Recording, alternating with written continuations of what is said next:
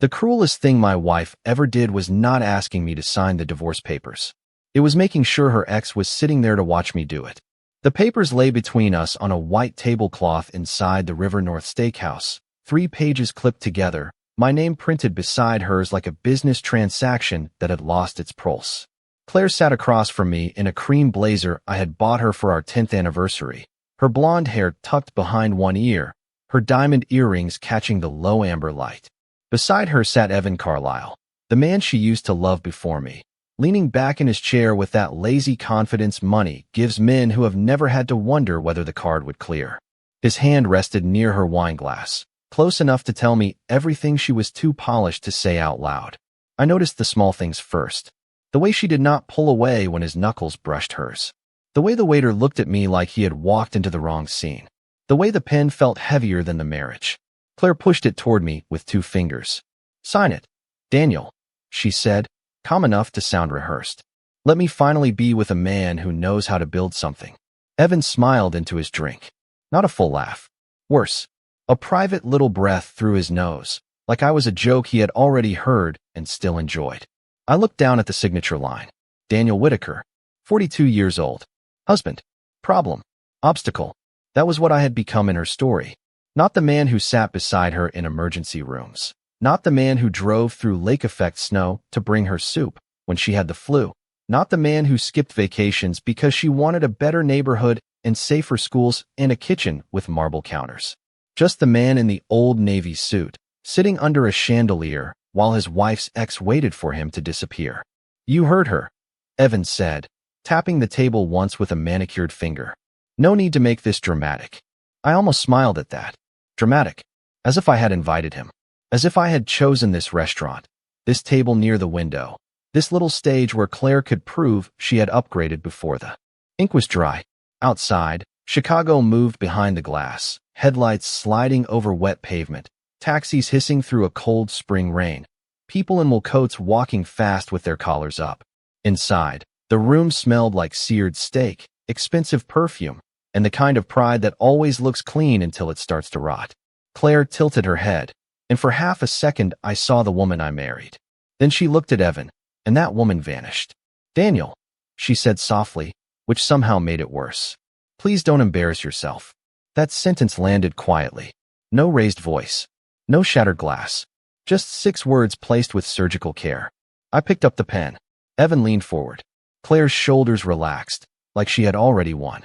Maybe in that moment she believed she had.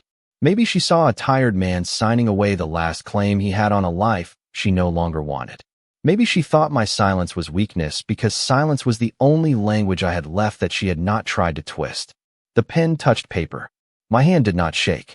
I signed once, then again, then initialed the bottom where Marcus had marked it in blue. Claire watched every stroke like it was a door opening. Evan watched like it was a funeral he had paid for. When I finished, I set the pen down gently, perfectly parallel to the silver knife beside my plate. The smallest habits stay with you when everything else is ending. Claire reached for the papers. Her wedding ring was already gone. Mine was still on my finger, cold and tight, a circle that had become evidence. She slid the signed pages toward Evan, and he lifted them like a trophy. "That wasn't so hard, was it?" he said. I stood up slowly. My chair scraped the floor just enough to turn 2 heads from the next table. Claire's smile sharpened. She thought I was leaving defeated. She thought the story ended with my signature. Then a black Rolls-Royce Phantom eased up to the curb outside, its headlights cutting through the rain like white blades. The driver stepped out in a charcoal overcoat, opened a large black umbrella, and walked straight toward the front door. Evan glanced over his shoulder and smirked. "Looks like my ride's early," he said. But the driver did not look at Evan. He entered the restaurant, crossed the marble floor, stopped beside me, and bowed his head. "Mr. Whitaker," he said, loud enough for Claire to hear every syllable. "The board is waiting, boss." For one clean second, no one moved. Not Claire. Not Evan. Not even the waiter standing 6 feet away with a tray of untouched desserts balanced in his hand. The restaurant kept breathing around us, forks touching plates, rain tapping the tall windows, soft jazz moving through the speakers like nothing had happened. But at our table, the air had changed. Claire's smile stayed on her face, but it no longer belonged there. It sat frozen at the corners of her mouth, fighting to survive what her eyes had just heard. Evan turned slowly toward the driver, his smirk bending into confusion. "Excuse me," he said, trying to laugh, but the sound came out thin. Thomas Reed did not look at him. Thomas had driven for my family office for 11 years. He had stood outside board meetings in Manhattan, airport terminals in Dallas, courthouse steps in Cook County, and once outside a children's hospital in St. Louis when money meant nothing and time meant everything. He knew when to speak and when to let silence do the work. That night, he let silence sit down at the table like a fourth guest. Claire looked from him to me. "Daniel," she said, and for the first time all evening, my name sounded unfamiliar in her mouth. Not irritated, not bored, careful. That was new. I buttoned my suit jacket, the same old navy suit she had rolled her eyes at when I walked in. "Thomas," I said, "give me 1 minute." He nodded once and stepped back, umbrella folded at his side, posture straight as a church door. Evan set the signed papers down. He did it slowly, as if they had become hot in his hands. "What is this?" he asked. "Some kind of stunt." I looked at him then. Really looked at him. Italian suit. Gold watch. Perfect haircut. A man built out of reflections. He had spent dinner treating me like a clerk being dismissed from a company he owned. The problem was, Evan had never learned the difference between looking rich and being safe. Claire gave a small laugh. Quick and nervous. "Daniel, stop. This is embarrassing." There it was again. That word. Embarrassing. I had heard it for years in softer costumes. "Do not wear those shoes. Daniel, they are embarrassing. Do not bring up your old truck. Daniel, it is embarrassing. Do not talk so plainly around these people. Daniel, it is embarrassing." At first, I thought she wanted me polished. Later, I understood she wanted me erased. Evan leaned closer to her, but his eyes stayed on me. "Claire, do you know this man?" he asked, pointing slightly toward Thomas. She did not answer. She could not. Because in 10 years of marriage, Claire had known the Daniel who made his own coffee at 5:30 in the morning, who drove a 12-year-old Ford Explorer with a cracked cup holder, who bought jeans at the same place regular men bought lawn fertilizer and socket sets. She knew the Daniel who fixed the garbage disposal instead of calling someone, who carried groceries in one trip, who tipped 20% even when service was slow because my father taught me that people are usually carrying more than trays. She never met the other part. Not because I hid it out of shame, because I had learned early that money walks into a room before a man does, and once it does, nobody hears the truth from your mouth again. Claire used to say she loved that I was grounded. Then grounded became boring. Boring became small. Small became beneath her. The change did not happen in one night. It happened in inches. A gala here. A charity board there. Lunches with women who measured husbands by cars, watches, and vacation homes. Then Evan Carlisle returned, all shine and no roots, speaking the fluent language of appearances. He called her brilliant. He called her wasted. He called me comfortable, which was just cowardly dressed up for dinner. I watched him do it. I watched her enjoy it. I watched the woman who once shared gas station coffee with me start flinching when I parked too close to the valet stand. Evan lifted his chin, trying to recover his shape. "You expect us to believe you have a board waiting?" he said. "For what exactly?" My phone vibrated once in my coat pocket. I did not need to check it. Marcus Bell was punctual to the minute. I picked up the signed pages from the table and slid them into the leather folder beside my plate. Claire's hand twitched toward them, but she stopped herself. Good. For once, she was beginning to understand that a signature is not the same thing as surrender. I kept my voice low. "For a meeting you should have known about before you used my wife to chase a door you were never invited through." Evan's face changed. Just a little, but enough. His confidence did not disappear. It cracked. Claire whispered, "What does that mean?" I looked at her ringless hand resting beside Evan's glass, then back at the woman I had spent a decade trying not to lose. "It means the part of me you were ashamed of was the only part telling you the truth." Thomas opened the restaurant door behind me. Cold rain-scented air moved into the room. I stepped away from the table, and this time, Claire did not tell me not to embarrass myself. She just watched me leave like a person realizing the floor beneath her had never belonged to her. The cold outside did not hit me all at once. It slipped under my collar and settled between my shoulders while Thomas held the umbrella over me and the restaurant doors closed behind us with a soft, expensive click. For a moment, I stood under the awning and watched the rain silver the sidewalk on Wabash Avenue. The Rolls-Royce waited at the curb, black paint swallowing the city lights, engine quiet enough to make power feel polite. Inside the restaurant, through the glass, I could still see Claire at the table. Evan was standing now, phone pressed to his ear, his free hand moving in tight little circles like he was trying to pull control back into the room. Claire was not looking at him. She was looking at me. That should have satisfied something in me. It did not. Strange thing about being underestimated by the person you love. When the truth finally rises, it does not feel like victory. It feels like standing in the rain beside the ruins of a house you spent years repairing. Thomas opened the rear door. Warm leather, soft interior lights, the faint clean scent of cedar and black coffee. My phone vibrated again. This time I looked. Marcus Bell. I answered before sitting down. Tell me, I said. Marcus had been my attorney for almost 14 years, the kind of man who never wasted syllables because billable hours had taught him the value of oxygen. The executed copy came through, he said. Her added clause is intact. She waived any claim to assets held outside the marital estate, including private trusts and pre-existing beneficial interests.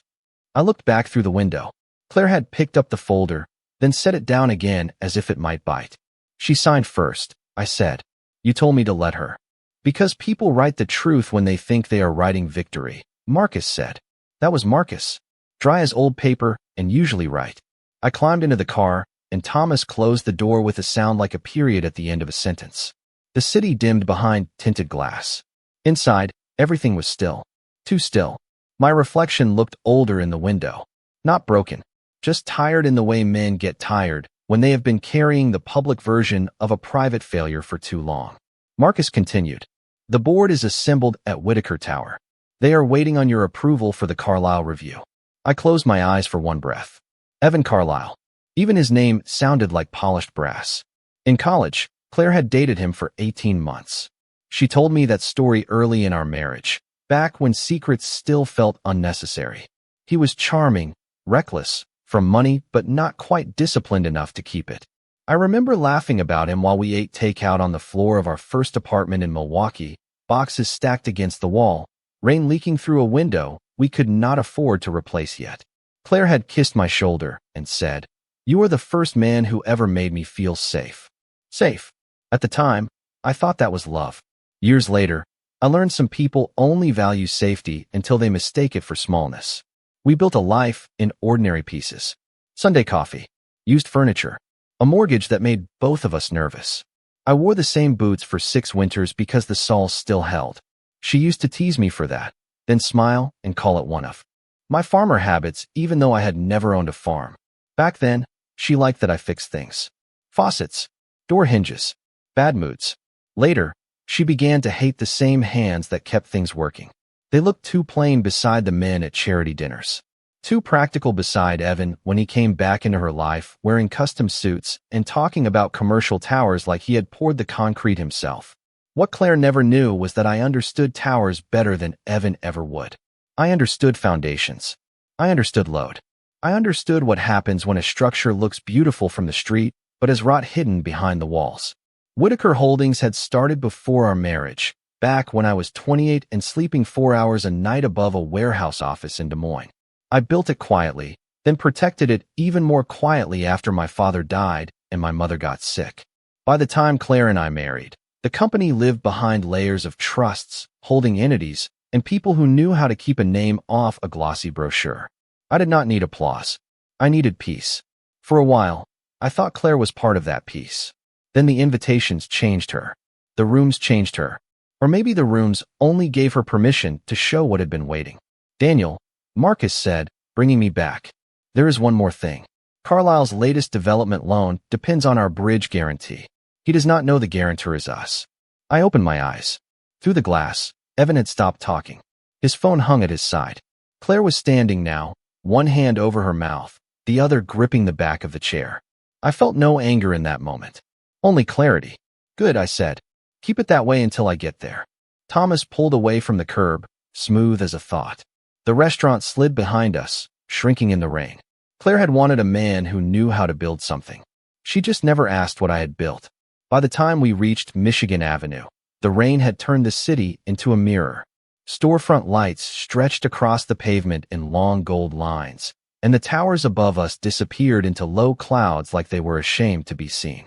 I sat in the back of the Rolls-Royce with the signed papers on my lap and listened to the quiet hum of tires over wet asphalt. Men like Evan think power announces itself. They think it wears a louder watch, parks closer to the door, orders wine without looking at the price. Real power is usually quieter. It sits in contract language. It waits inside ownership records. It moves money at 7:30 on a Thursday night, while everyone else is still trying to look important over dinner. Claire never understood that. Maybe I made it too easy for her not to. I did not bring annual reports to bed. I did not make her memorize holding company names. I did not correct her when she told her friends I was in private consulting because the lie was smaller than the explanation. At first, it protected us. Later, it protected me from seeing how little she wanted to know. My phone lit again. This time it was not Marcus. It was Claire. Her name sat on the screen with the same contact photo I had never changed. Her laughing on a pier in Door County, wind in her hair, one hand holding mine outside the frame. I let it ring. One call became two. Two became a message. Daniel, please answer. Then another. What is going on? I stared at those 4 words and almost laughed. Not because anything was funny, but because that was the exact question I had been asking myself for almost a year. What was going on when she started taking calls in the pantry with the door half closed? What was going on when her office dinners became longer and her explanations became shorter? What was going on when she stopped asking about my day and started asking why I still dressed like I had somewhere ordinary to be? The first time Evan came up again, she said his name too casually. That is how people reveal what they are trying to hide. They make a name sound lighter than it is. We were in the kitchen, sunlight on the tile, coffee cooling between us. She said he had reached out about a nonprofit event. Old friend, nothing more. I nodded because marriage teaches men to choose peace at breakfast. But peace is not the same as blindness.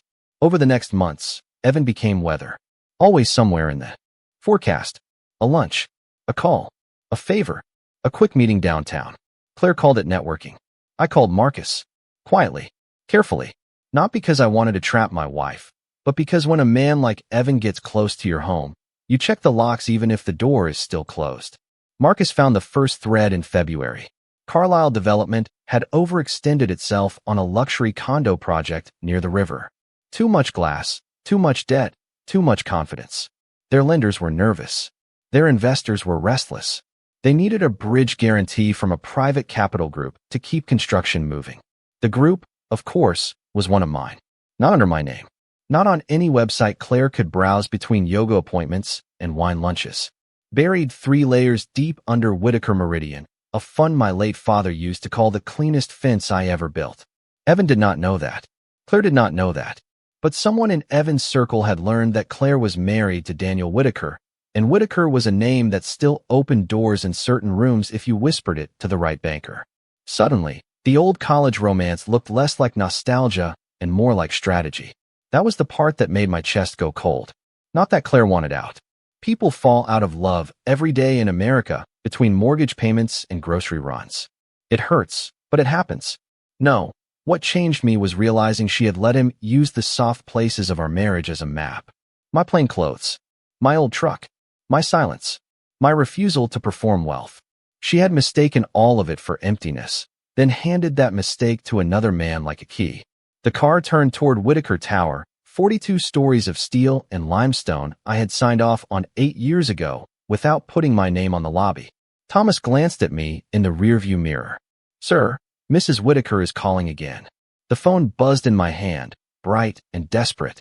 I answered this time, but I said nothing. For 3 seconds, all I heard was her breathing and the faint chaos of the restaurant behind her. Then Claire's voice came through, smaller than I had ever heard it.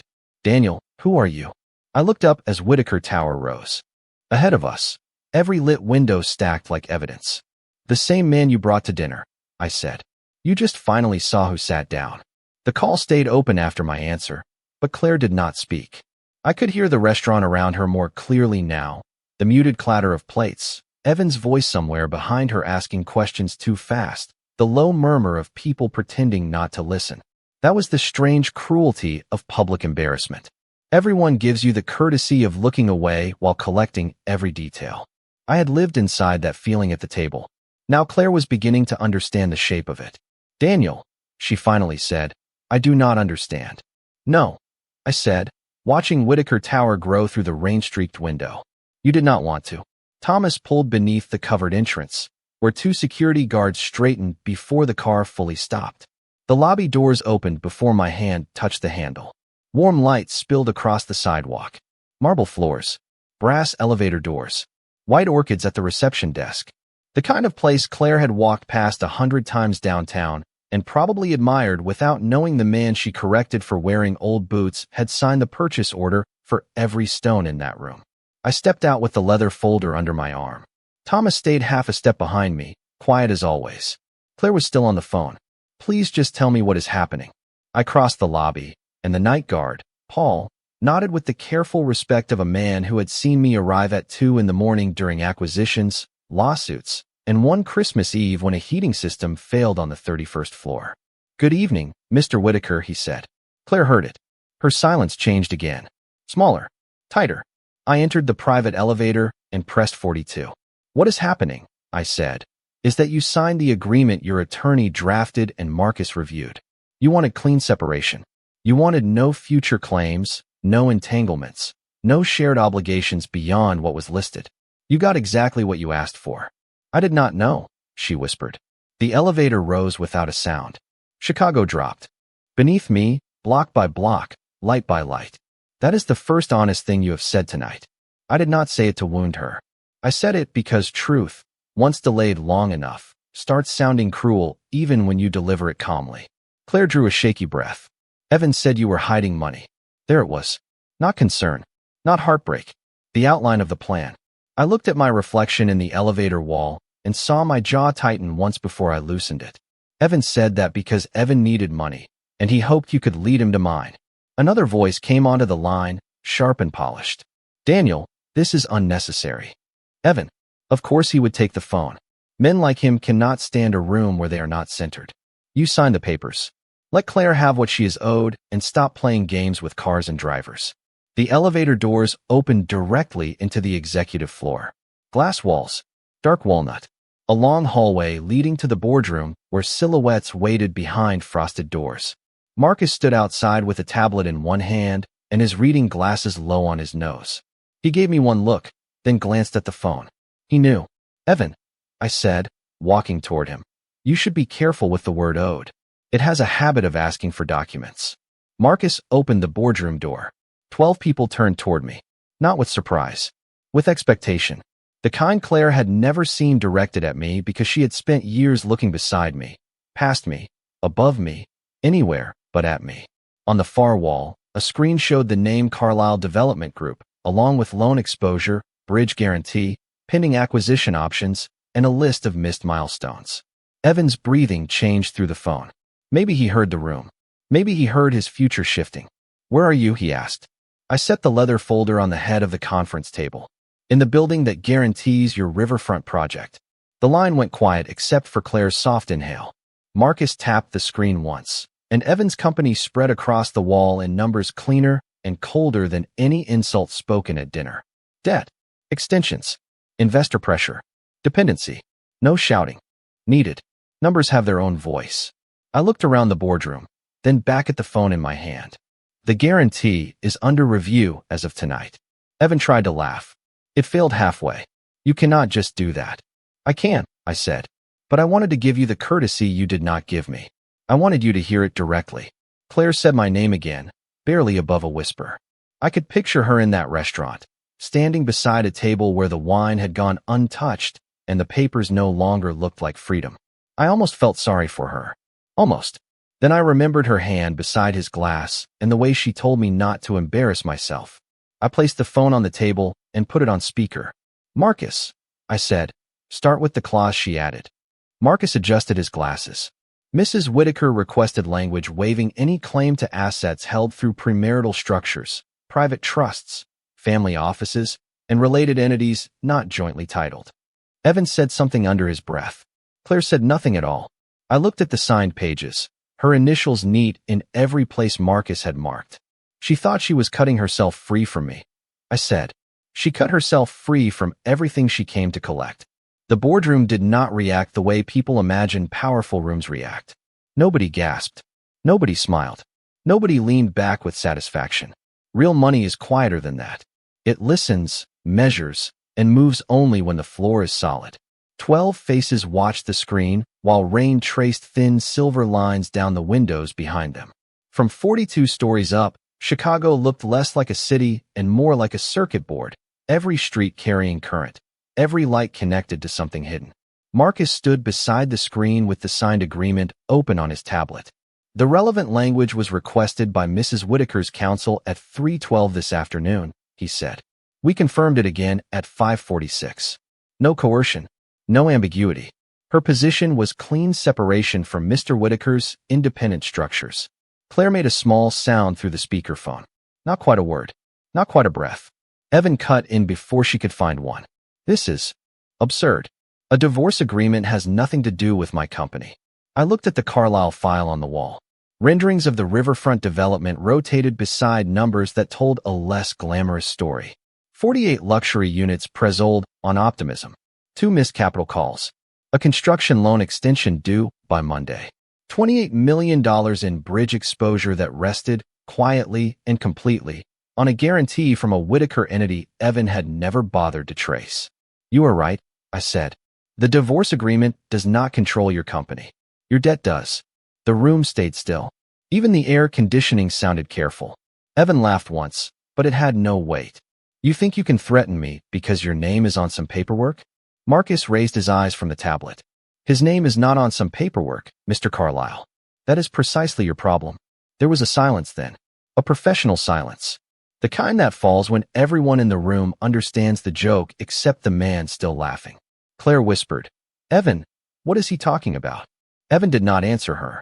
That told her more than any explanation could. I sat at the head of the table and opened the leather folder. Inside was not just the agreement. Marcus had included the timeline.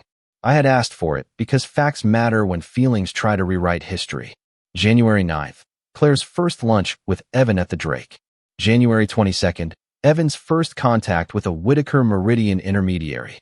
February 7th, Claire asked me whether family trusts were really untouchable in divorce. She had asked it while pouring coffee into a mug that said best husband ever, the one she gave me as a joke on our 5th anniversary. I remembered the spoon hitting ceramic. I remembered the little smile she used when pretending not to care about the answer. February 18th, Evan's company received a draft term sheet dependent on undisclosed guarantor approval. March 5th, Claire's attorney requested documents. March 29th, Evan took her to dinner at a private club and paid with a card tied to an account already under lender review. April 11th, Claire proposed the added clause. Her idea, her confidence, her trap turned inward. I did not read all of that out loud. I did not need to. Marcus placed selected dates on the screen, clean and simple, like pins pushed into a map. I knew something was wrong before I knew what it was, I said, mostly to Claire, though the whole room heard me. You stopped asking who I was and started testing what I was worth. Her voice came back small. Daniel, I was confused. No, I said. You were advised. Evan snapped. Do not put this on me. There it was again. The instinct to step away from a mess the moment it stained his shoes. Claire heard it too. I could hear that in her silence. For months, she had mistaken his confidence for protection. Now protection was asking not to be named. Marcus tapped the tablet, and the final page appeared. The board has 3 options, he said. Maintain the guarantee, suspend pending audit, or withdraw based on material non-disclosure. One board member, Elaine Porter, a woman who had built half her career cleaning up men's over-leveraged dreams, folded her hands. Mr. Whitaker, recommendation from counsel? Marcus looked at me. Suspend immediately. Audit all Carlisle disclosures. Notify lenders at opening of business. No public statement tonight. Evan's voice sharpened. You cannot do that before Monday. I looked at the phone. You brought my private life to a dinner table and called it business. I am bringing your business to a boardroom and calling it review. Claire finally spoke, and there was no polish left. Daniel, please. Can we talk alone? For a second, the room blurred and I saw her younger, barefoot in our Milwaukee apartment, laughing because the heat had gone out and we were wearing coats indoors. I love that woman. I would have fought for that woman. But the woman on the phone had brought another man to watch me sign papers she thought would make me small. Love can survive hardship. It cannot survive contempt forever. I closed the folder. Not tonight. Then I looked at Marcus. Suspend the guarantee pending audit. Effective immediately. Marcus nodded and sent the instruction with one clean tap. Somewhere across town, I imagined Evan Carlisle staring at his phone, waiting for the first message that would tell him the ground had moved. I did not feel triumph. I felt the heavy quiet that comes after finally setting down something you should have stopped carrying a long time ago. The instruction left Marcus's tablet with no sound, but everyone in that room felt it land. A clean tap. A quiet signal. One line of authority moving through banks, counsel, compliance officers, and people who would wake up before sunrise wondering why Carlisle Development had suddenly become a colder name to hold. That is the part people outside those rooms never understand. Collapse does not always begin with a scandal. Sometimes it begins with a polite email sent at 9:14 in the evening, written in careful language by someone wearing reading glasses under fluorescent light. I ended the call before Claire could say my name again. Not because I hated her. Hatred would have been easier. Hatred gives you heat. What I felt was colder than that. I felt the space where respect used to live. Marcus set the tablet down. The lender notice is queued for 6:30 in the morning, he said. Audit team will begin tonight. We will preserve all communications, especially anything linking Mrs. Whitaker to Mr. Carlisle's financing efforts. Elaine Porter looked at me from the far end of the table. Daniel, do you want this handled as a personal matter or a corporate one? That question sat in the room like a glass of water no one wanted to spill. I looked at the folder. Claire's initials were clean and confident on every marked page. Evan's arrogance had been loud, but hers had been worse because it came wrapped in history. She knew which words would hurt. She knew where my quiet places were. And she had used them in public because she thought public shame would make me obedient. Corporate, I said. Keep the personal out of the record unless it touches the transaction. Marcus nodded. He approved of that answer. Lawyers like clean lines. So do men who have spent too many years living inside emotional fog. The meeting moved forward without drama. Timelines. Notifications. Asset exposure. Contingency plans. A list of contractors who would need reassurance if Evan's lenders froze draws. This was not revenge. It was risk management. That was the beauty of truth when you finally stop apologizing for it. You do not need to decorate it. You only need to let it stand under good lighting. My phone stayed face down beside the folder, buzzing every few minutes. Claire. Claire again. Then a number I recognized as Evan's assistant. Then Claire. Each vibration was a small insect tapping glass. I did not answer. At 10:18, Marcus glanced at the screen and said, Carlisle's counsel is calling me now. Let it go to voicemail. Already did. For the first time that night, a board member almost smiled. Almost. By 10:40, the first bank officer had responded with a single sentence. Please confirm suspension effective immediately. Marcus confirmed. At 10:47, Evan sent me a text himself. Big mistake, Whitaker. I stared at it for less than a second before turning the phone toward Marcus. He photographed it, logged it, and said, helpful. That was when something inside me finally shifted. Not because Evan had threatened his own dignity with a message he would regret by breakfast, but because I realized how small he was without the performance. A man who had spent dinner laughing at my shoes was now handing my attorney evidence in writing. Claire had chosen the costume, not the character. At 11:12, Thomas entered with coffee. Black for me, 2 sugars for Marcus, chamomile tea for Elaine. He moved around the room with the same quiet precision he had used in the restaurant. When he reached my chair, he set the cup beside me and said softly, Mrs. Whitaker is in the lobby, sir. Every pen stopped. Not dramatically, just enough. I looked up. Alone?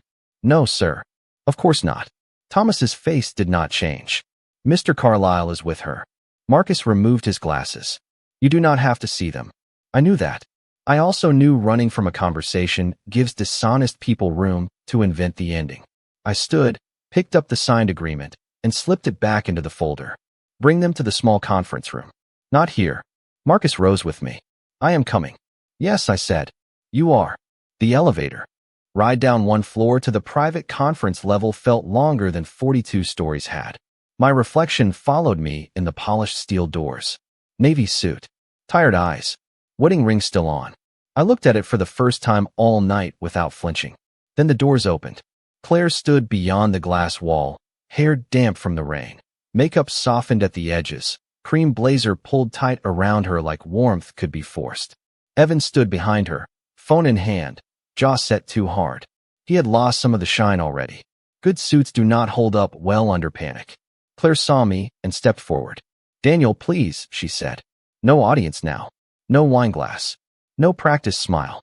Just the woman who had wanted me gone asking me to make the room less real. I opened the conference room door and waited for them to enter.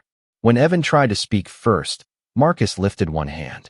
"Before anyone says something expensive, understand this conversation is being documented." Evan closed his mouth. Claire looked at me with wet eyes, but I kept my voice level. "You wanted me to sign?" I said. "I signed.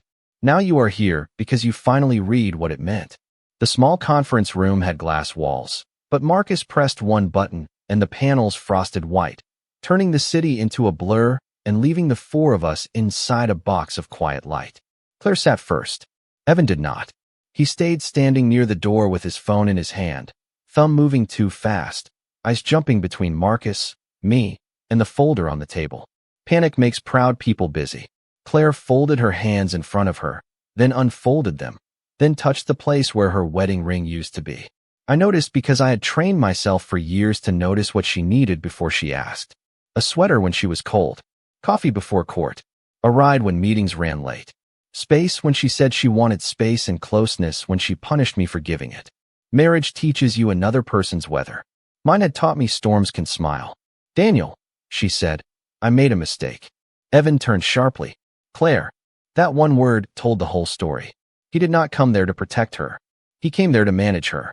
Marcus sat beside me and opened his legal pad. The old-fashioned kind. Yellow paper, black pen, no theater. "Mrs. Whitaker," he said. "Before you continue, you should understand Mr. Whitaker has not invited a renegotiation tonight." Her eyes moved to him, then back to me. "I am not asking for that." She was lying, but not well. Desperation had taken the polish off. At the restaurant, every sentence she spoke had sounded like it had been dressed before leaving the house. Now her words came barefoot. Evan stepped forward. "This is ridiculous. Claire, do not beg him." I looked at him. "She is not the one begging yet." He went still. Not because I raised my voice. I did not. A lowered voice is harder to fight when the facts are sitting in the room with it. Marcus slid a printed page across the table. "Mr. Carlyle, your counsel has already left me a message requesting clarification on the guarantee suspension. That request will be answered through proper channels tomorrow morning." Evan picked up the page without reading it, then put it down again. Men like him hate documents because documents do not care how expensive their shoes are. Claire leaned toward me. I did not know about the company. I did not know about the trust. I did not know Evan was connected to any of it. That last line made Evan exhale through his nose. "Connected? Claire, do not make it sound like I used you." The room answered for him by staying silent. She looked at him then, really looked at him, maybe for the first time all night. Under the restaurant lights, he had been charming. Under conference room light, he looked like what he was, a man watching a shortcut close. "Did you know?" she asked him. Evan's jaw flexed. "I knew Whitaker Meridian was involved somewhere. I did not know Daniel was behind it. But you knew my last name mattered." Her voice cracked on the word mattered. He said nothing. That was the confession. Not legally, not cleanly, but in the human way, the way a heart understands before a lawyer can label it. Claire's face shifted, and for a second I saw pain cut through her panic. Not pain for me. Not yet. Pain for herself, for realizing she had not been chosen as a woman. With a future, but positioned as a door with a familiar key. I should have felt vindicated. Instead, I felt tired. There is no joy in watching someone discover the ladder they climbed was leaning against the wrong wall. "Daniel," she whispered, "I was angry. I thought you had given up on us. You stopped trying." That one reached me. Not because it was true, but because it sounded close enough to the shape of truth to hurt. I remembered nights coming home late from discreet meetings she thought were pointless errands. I remembered asking her to take a weekend in Wisconsin, just us, and hearing her say she was too busy. I remembered buying concert tickets to a band she used to love, then giving them away when she forgot, and booked a charity dinner with Evan at the same time. Trying does not always look like flowers. Sometimes it looks like restraint. Sometimes it looks like staying quiet because the person you love keeps mistaking your pain for inconvenience. I opened the folder and turned the signed agreement so she could see her own initials. You told me tonight you wanted a man who knew how to build something. Claire, I built for 12 years while you were deciding my silence meant there was nothing there. Her eyes filled, but she blinked hard, refusing to let the tears fall in front of Evan. Old habits. Image first, even in collapse. Evan finally found his voice. This personal drama does not change my financing. Marcus looked up. Actually, your financing is what brought us into the room. He slid another page forward. Material non-disclosure. Undisclosed relationship with a spouse of the beneficial controller. Attempts to obtain strategic information through that relationship. Potential investor misrepresentation. Shall I continue? Evan's color drained by degrees, like light leaving a room at dusk. Claire stared at the paper as if every line had been written in a language she used to speak, but no longer trusted. I stood then, because sitting across from her felt too much like dinner, and I had already lived that once tonight. Here is what happens now, I said. The agreement stands. The audit proceeds. Your company answers questions through counsel. Claire communicates through Marcus until the divorce is final. Claire rose too quickly. Daniel, please do not do this to me. I looked at her, and the room softened in a way I hated. I am not doing this to you, I said. I am stopping you from doing more to me. That was the line that ended the conversation. Not loudly, not cruelly, just finally. Claire did not move after I said it. She stood beside the conference table with one hand pressed against the edge, like the room had tilted and she needed something solid to prove she was still upright. Evan looked at her, then at me, then at Marcus, searching for the weakest corner of the room and finding none. That is what truth does when it finally arrives with paperwork. It removes exits. Marcus closed his legal pad. The sound was soft, but it carried. Mrs. Whitaker, Mr. Carlyle, all further communication goes through counsel. Security will escort you to the lobby. Claire flinched at the word security. I hated that I noticed. I hated that part of me still wanted to make the moment easier for her, to soften the floor under her fall, to become the man who fixed the broken thing because fixing had always been my language. But some breaks are not accidents. Some are choices repeated until they become architecture. Evan straightened his jacket, trying to rebuild himself one gesture at a time. You will regret this, he said. Marcus looked at him with the patience of a school principal hearing a bad excuse. Mr. Carlyle, that is another documented statement. Evan's mouth closed. Pride has limits when invoices start coming due. Claire turned toward him slowly. Did you bring me here because of Daniel? She asked. Her voice was quiet, but there was something new in it. Not power. Not yet. Recognition. Evan gave her a look that might have worked 2 hours earlier, the polished half-smile, the wounded act, the soft insult disguised as reassurance. Claire, do not let him twist this. We were going to start over. She shook her head once. Small. Final. No. You were going to cash in. The room went still again, but this time it was not my silence carrying it. It was hers. For all the damage she had done, I could not deny what I saw in that second. She had finally understood the table she had been sitting at.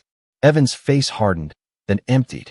Without the charm, without the audience, without the restaurant lights, he looked ordinary. Worse than ordinary. He looked exposed. Thomas appeared at the glass door with 2 building security officers behind him. He did not enter until I nodded. That was Thomas, always waiting for the line before crossing it. Claire gathered her purse. Her hands were unsteady, but she did not reach for Evan. That mattered. Not enough to change anything, but enough to mark the end of one illusion. At the door, she stopped and looked back at me. Was any of it real? She asked. 10 years inside one question. The apartment in Milwaukee. The first Christmas with a crooked tree because the stand was missing a screw. The night her mother was sick and we drove 400 miles through Indiana rain. The morning she fell asleep against my shoulder on flights home from places she later claimed bored her. I let those memories pass through me without grabbing them. For me? I said, yes. Her face changed, and this time she did not hide the tears. She walked out before they could become a performance. Evan followed, but not beside her. Behind her. That was the last honest arrangement between them. When the door closed, the room felt larger and emptier. Marcus stood beside me for a moment without speaking. Lawyers know when words are tools, and when they are clutter. Finally, he said, "You handled that cleanly." I looked at the frosted glass where their shadows had already disappeared. Clean does not mean painless. No, he said. It means survivable. Near midnight, the board approved the audit plan. The guarantee remained suspended. By morning, Carlisle Development would have calls to answer, lenders to calm, and investors asking why a man who looked so confident at dinner could not explain the foundation under his own project. Claire would have her attorney. I would have mine. The marriage would end on paper the way it had ended in truth, not with one betrayal, but with 100 small dismissals finally named. Thomas drove me home through the wet city. After 1 in the morning, not to the house Claire and I had shared. I told him to take me to the old brownstone near Lincoln Park, the one I bought years ago and never used because I kept believing home was a person, not a place. He pulled to the curb under a maple tree slick with rain. The windows were dark. The steps needed sweeping. The brass key felt cold in my hand. "Will you need anything else tonight, sir?" Thomas asked. I looked at the quiet street, the sleeping houses, the pale reflection of myself in the car door. Wedding ring. Tired eyes. Empty hand where a future used to be. "No, Thomas," I said. "That is all." Inside, the brownstone smelled like wood, dust, and unopened rooms. I turned on one lamp. Its small circle of light touched the floor and stopped.